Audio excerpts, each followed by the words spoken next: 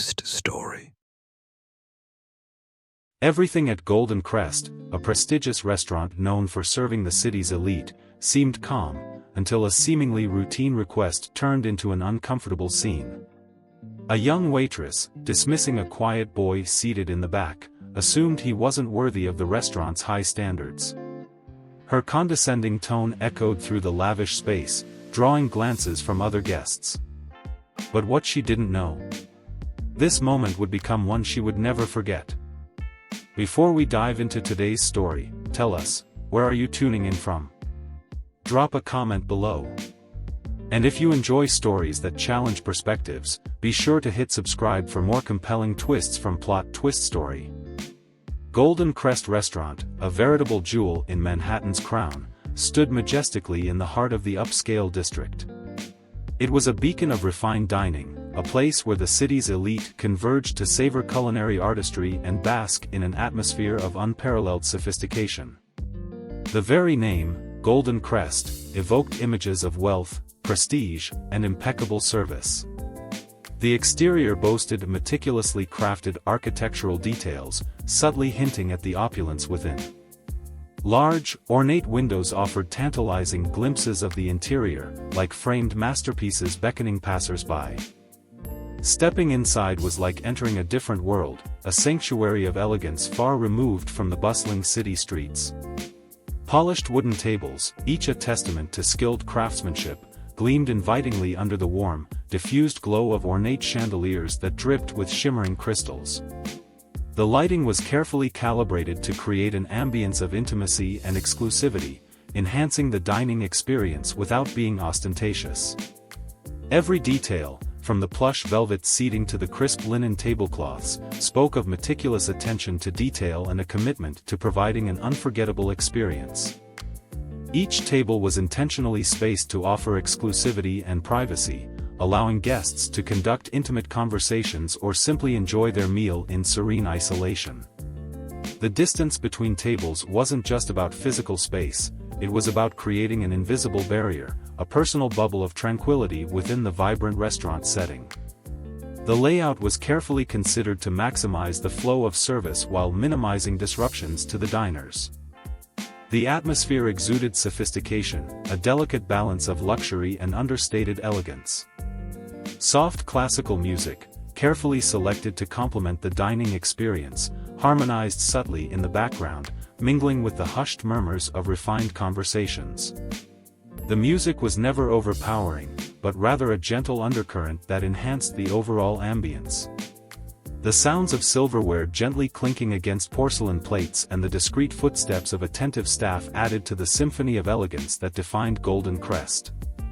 Even the air itself seemed to hum with an air of cultivated refinement. Among the meticulously chosen restaurant staff was Ashley Monroe, a waitress whose striking beauty and polished demeanor were as much a part of Golden Crest's allure as its exquisite cuisine. Her blonde hair, always styled to absolute perfection, framed a face adorned with meticulous makeup, flawlessly paired with her impeccably tailored black uniform.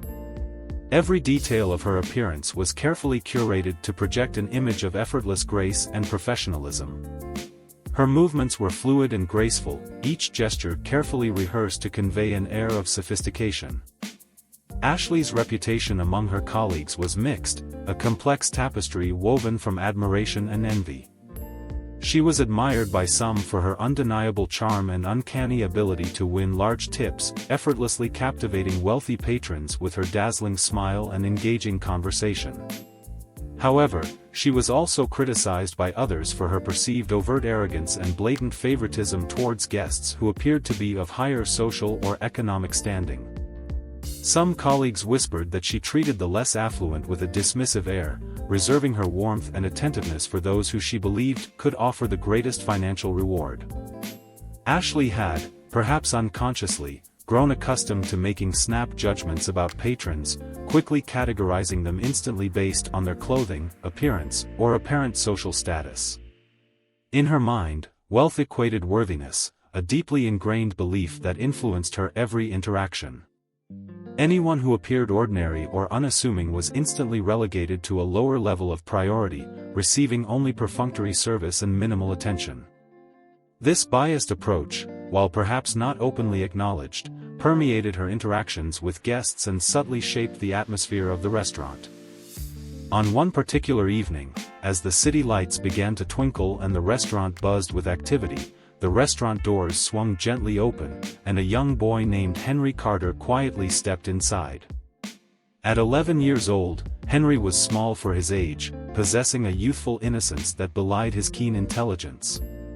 He was dressed in a faded hoodie, its once vibrant color now muted by countless washes, worn jeans that bore the marks of youthful adventures, and sneakers that had clearly seen better days, their laces frayed and soles scuffed. His attire was simple, unassuming, and in stark contrast to the elegant surroundings. His eyes widened perceptibly as he took in the lavish surroundings, a whirlwind of shimmering chandeliers, gleaming silverware, and impeccably dressed patrons. He felt an immediate pang of discomfort, a sense of being out of place in this opulent environment. Henry wasn't accustomed to such luxury, his upbringing having instilled in him a sense of modesty and appreciation for simple pleasures, despite his unique background. The sheer grandeur of Golden Crest was overwhelming, a sensory overload that made him feel even smaller and more insignificant. Unbeknownst to the restaurant staff, and hidden beneath his unassuming appearance, Henry was the son of Jonathan Carter, a billionaire entrepreneur and philanthropist who owned several corporations around the globe. Jonathan was a man of immense wealth and influence, but he valued humility and integrity above all else. He was contemplating investing in Golden Crest, intrigued by its potential to become a flagship establishment in his growing portfolio of luxury businesses. However, before making such a significant financial commitment, he wanted to ensure that the restaurant's values aligned with his own. Before making such a commitment, he had conceived a discreet plan to gauge the restaurant's true character. He had sent Henry in, not as a privileged heir, but as an ordinary young boy, to evaluate the staff's true attitude toward all patrons, regardless of their appearance, social standing, or potential financial contribution. It was a test of character, a hidden audit of the restaurant's core values. Jonathan wanted to see if Golden Crest's commitment to excellence extended beyond its cuisine and decor, encompassing genuine respect and hospitality for everyone who walked through its doors. Henry approached the hostess stand nervously, his youthful face etched with a mixture of anticipation and apprehension. Ashley spotted him immediately, her eyes scanning him from head to toe in a swift, assessing glance. Her lips curved into a disdainful smirk, a subtle expression of dismissal that betrayed her ingrained biases. She saw not a potential customer, but a young boy who, in her estimation, did not belong in such an esteemed establishment. "Excuse me," Henry said politely, his voice soft but clear, "I'd like a table, please." He maintained eye contact, despite feeling intimidated by Ashley's superior demeanor. Ashley scanned Henry quickly from head to toe once more, her gaze lingering on his worn clothing and scuffed shoes. She rolled her eyes dismissively, a gesture that spoke volumes about her contempt. Her judgment was swift and decisive, based solely on superficial appearances. "Are you serious?" she scoffed loudly enough for nearby diners to overhear, her tone dripping with incredulity. Henry felt his cheeks heat up with embarrassment, a flush spreading across his face as he became acutely aware of the attention he was drawing. Yet, despite feeling humiliated, he remained composed, drawing on an inner strength that belied his age. "Yes, ma'am. I can pay," he responded quietly, his voice unwavering despite the sting of her words. Ashley sighed dramatically, a theatrical display of exasperation designed to emphasize her displeasure. She shoved a menu roughly toward him, the gesture lacking any semblance of courtesy. Instructing him sharply to sit at an isolated corner table, far from the view of the more affluent patrons, she effectively banished him to the periphery of the restaurant's social landscape. Henry obediently walked to his assigned seat, feeling a profound sense of humiliation and injustice. The obvious disdain in Ashley's eyes was a sharp reminder that, in her world, appearances mattered more than anything else. Henry waited patiently at his table, his gaze fixed on the bustling scene around him. He watched as Ashley enthusiastically attended to wealthier patrons, her face radiating warmth and attentiveness.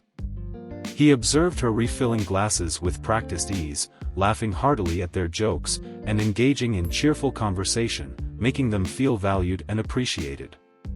Her behavior was a stark contrast to the dismissive manner in which she had treated him. Time slipped away, each minute stretching into an eternity as Henry remained unnoticed, increasingly feeling out of place and invisible in the opulent surroundings. The aroma of exquisite cuisine wafted through the air, tantalizing his senses, but the anticipation of enjoying a delicious meal was overshadowed by the growing sense of isolation and neglect. He felt like an unwelcome intruder in a world that was not meant for him. Finally, after what seemed like an interminable wait, he timidly raised his hand to signal Ashley, hoping to catch her attention. His gesture was hesitant, almost apologetic, as if he were reluctant to disturb her from her more important tasks. He felt a deep sense of discomfort, knowing that he was interrupting her interactions with patrons she clearly deemed more worthy of her attention. Clearly irritated by the interruption, Ashley reluctantly approached his table, her movements lacking the grace and enthusiasm she displayed with other guests. She placed one hand on her hip impatiently, a gesture that conveyed her annoyance and disdain. Her eyes narrowed slightly as she looked down at him, her expression betraying her impatience. "What is it now?" she snapped, her tone brusque and unwelcoming. The words hung in the air, a clear indication that she viewed him as an inconvenience rather than a valued customer. "Could I order some food, please?" Henry requested softly, his voice barely above a whisper. He tried to maintain eye contact, but the weight of her disapproving gaze was overwhelming. Ashley exhaled loudly, a visible display of annoyance that further emphasized her displeasure. She rolled her eyes again, a gesture that had become a signature expression of her contempt. After taking his order dismissively, scribbling it down with perfunctory indifference, she walked away without further acknowledgement, leaving Henry feeling even more dejected and insignificant. The lack of warmth or genuine hospitality was palpable, a stark contrast to the attentive service she lavished on other guests. When she finally returned, after an unreasonably long wait, she carelessly dropped the plate onto Henry's table, the force of the impact causing the water glass to tip precariously. The water spilled across the table, soaking the crisp linen tablecloth and splashing onto Henry's lap. It was a clumsy and negligent act, whether intentional or not, that further underscored her disdain for him. Embarrassed and flustered, Henry quickly reached for his napkin, apologizing nervously for the mishap. He felt a wave of shame wash over him, acutely aware of the attention he was drawing from other diners. He stammered an apology, hoping to defuse the situation, but his words seemed to fall on deaf ears. Instead of offering assistance or expressing concern, Ashley grabbed a nearby napkin and threw it rudely at him, the gesture dripping with condescension. The napkin landed awkwardly on the table, a further insult to his already wounded dignity. "Clean it yourself," she sneered loudly, her voice carrying across the room. "You're lucky I let you stay." The words were like a slap in the face, a blatant expression of her contempt and the power she wielded over him. The implication was clear: he was unworthy of her kindness, a charity case who should be grateful for any attention he received. Henry swallowed his humiliation, the lump in his throat making it difficult to breathe. He quietly cleaned the spill, meticulously wiping the table and his damp clothing, acutely aware of the stares from other guests. He tried to maintain his composure, but the weight of their judgment was crushing. He felt like he was on display, a spectacle for their amusement. The silence in the room was deafening, broken only by the soft clinking of silverware and the hushed whispers of curious onlookers. He longed to disappear, to escape the scrutiny and judgment that surrounded him. As Henry sat quietly, attempting to salvage what remained of his meal, Ashley approached his table once again, her intentions clear. She was determined to assert her dominance over someone she clearly perceived as inferior. She saw him not as a guest, but as an opportunity to exercise her authority and reinforce her sense of superiority. Her actions were fueled by a toxic combination of prejudice, arrogance, and a desperate need to feel powerful. Leaning aggressively forward, invading his personal space, she pointed her long, meticulously manicured acrylic-nailed finger directly into Henry's face, her expression contorted with contempt. The gesture was both threatening and demeaning, a deliberate attempt to intimidate and humiliate him. "You're embarrassing yourself," Ashley said with visible contempt, her voice dripping with scorn. "People like you don't belong here. Just leave already, you're ruining the place's image." Her words were sharp and cutting, designed to inflict maximum emotional damage.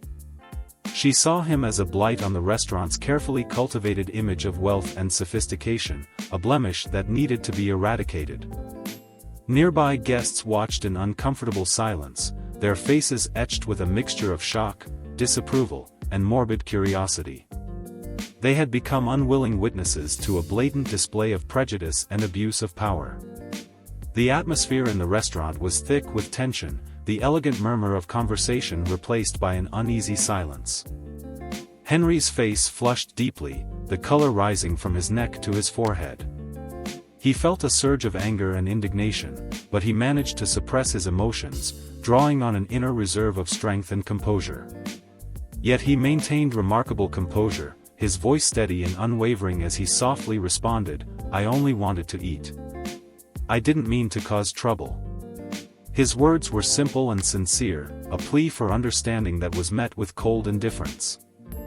Ashley scoffed loudly, clearly enjoying her sense of power and reveling in the opportunity to belittle someone she deemed less worthy. Her arrogance was on full display, fueled by the belief that she was entitled to treat others with disrespect simply because of their appearance or perceived social status. "Next time, choose somewhere appropriate," she sneered, her words laced with venom. Henry remained silent, his heart heavy with disappointment and a profound sense of injustice. He had been judged and condemned based solely on his appearance, denied the basic human right of dignity and respect. But despite the humiliation he had endured, he held his head high, his dignity intact. He refused to let her break his spirit or diminish his sense of self-worth. Suddenly, the restaurant door swung open with a dramatic flourish, and Jonathan Carter entered with a commanding presence that instantly captivated everyone present. His very demeanor exuded authority and confidence, a silent declaration of his power and influence. He moved with purpose, his gaze sweeping across the room, taking in every detail with keen observation. Jonathan's eyes quickly found his son, his face softening with concern as he noticed the unusual tension in the air. He immediately sensed that something was amiss, his paternal instincts kicking into high gear. "Henry," Jonathan said warmly as he approached, his voice carrying a note of reassurance and affection. He placed a gentle hand on his son's shoulder, a silent gesture of support. Noticing the unusual tension and the uncomfortable expressions on the faces of the surrounding guests, Jonathan immediately became concerned, his protective instincts intensifying. "Son, is everything all right?" His question was direct and sincere, his gaze unwavering as he sought to understand the situation. Nearby guests, emboldened by Jonathan's arrival and his obvious concern for the young boy, quickly recounted Ashley's appalling treatment of Henry, their voices hushed but filled with indignation. They described her dismissive attitude, her rude remarks, and her overall lack of respect for a customer who had done nothing to deserve such treatment. They were clearly disturbed by what they had witnessed, their sense of justice outraged by Ashley's blatant prejudice. Jonathan's expression turned severe, his eyes narrowing as he absorbed the details of Ashley's behavior. His authoritative presence caused the staff to become visibly anxious, their earlier confidence replaced by a palpable sense of unease. The atmosphere in the restaurant shifted dramatically, the earlier elegance now tainted by a sense of impending doom.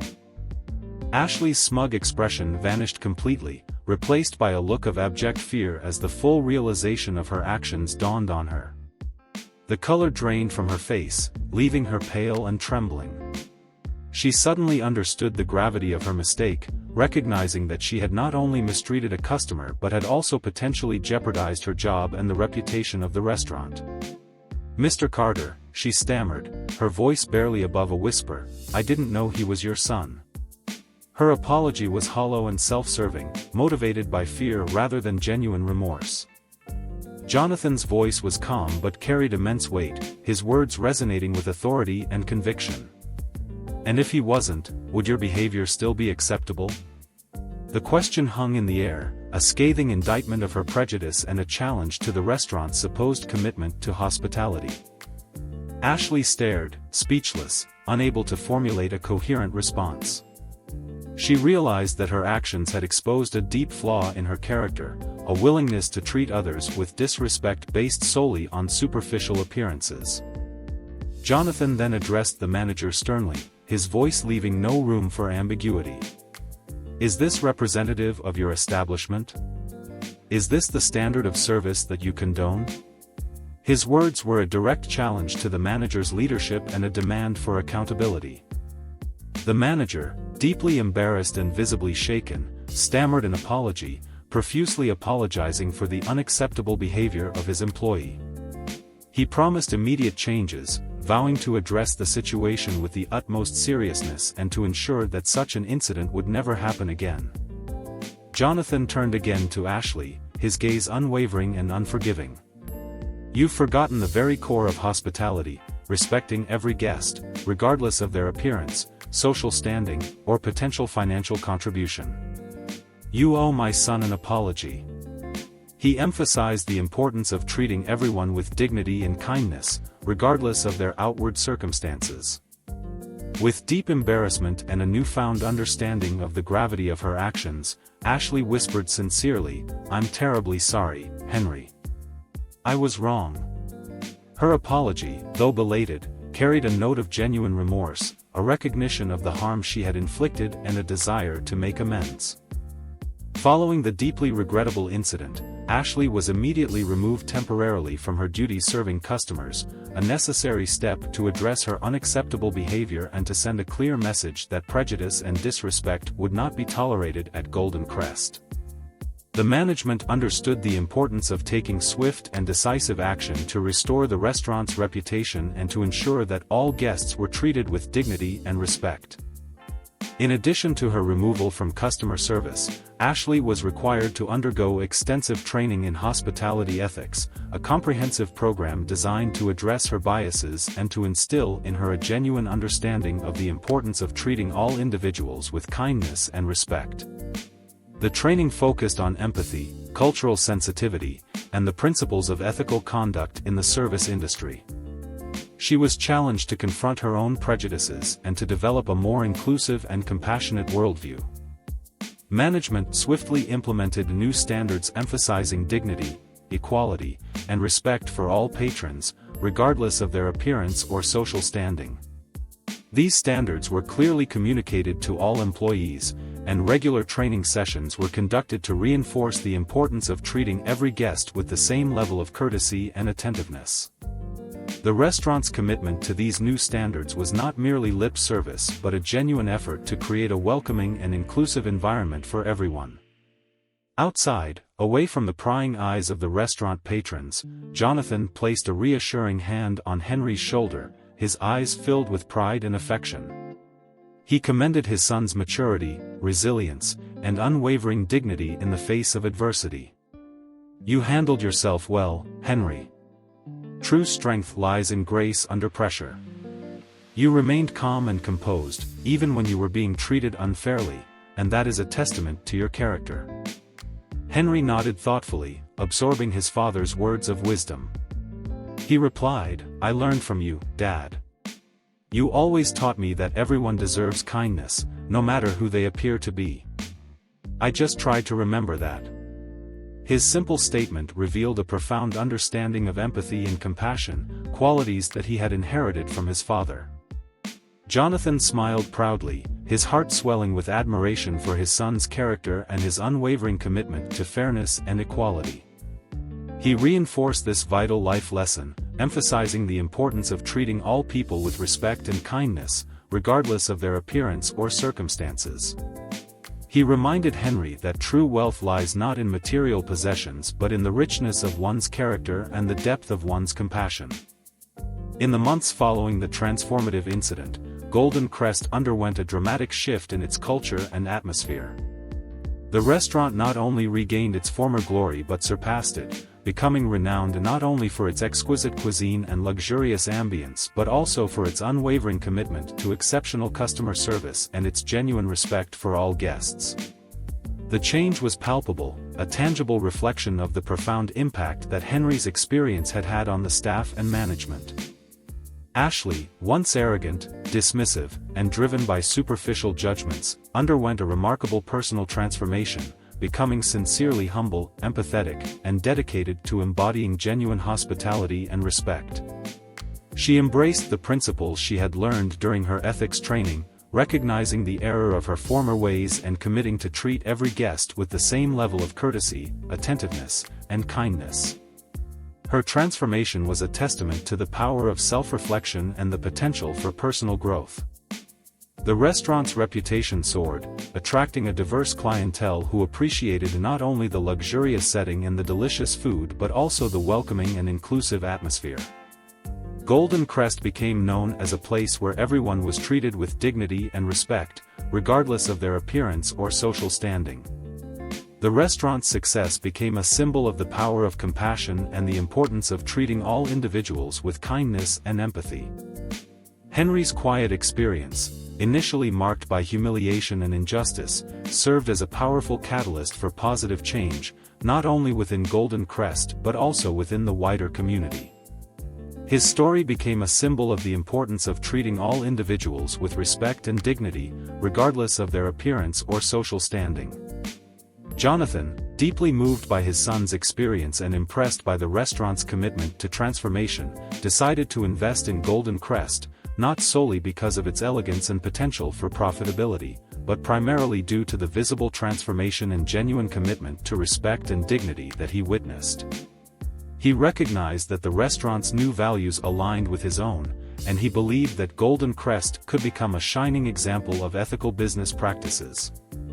The story of Henry and Ashley became widely known, circulating throughout the community and serving as a powerful reminder that true worth lies not in appearances, material possessions, or social status, but in character, compassion, and the ability to treat others with kindness and respect.